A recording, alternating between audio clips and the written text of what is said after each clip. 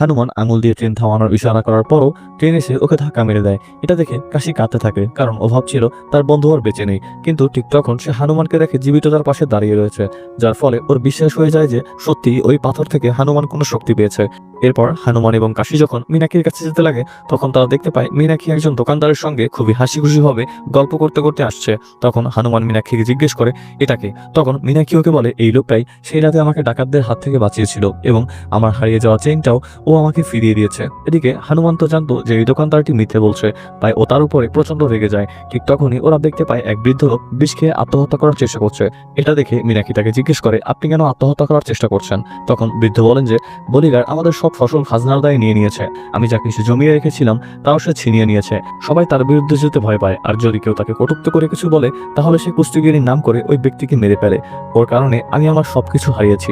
এসব শুনে মীনাক্ষী আবারও বলিগারের কাছে যায় এবং গ্রামের লোকদের কাছ থেকে খাজনা আদায় করতে বারণ করে, কিন্তু বলিগার এসব শুনে প্রচন্ড রেগে যায়। পরবর্তী পার্ট দেখতে ভিডিওটিতে একটি লাইক দিয়ে চ্যানেলটি সাবস্ক্রাইব করে আমাদের সাথেই থাকুন।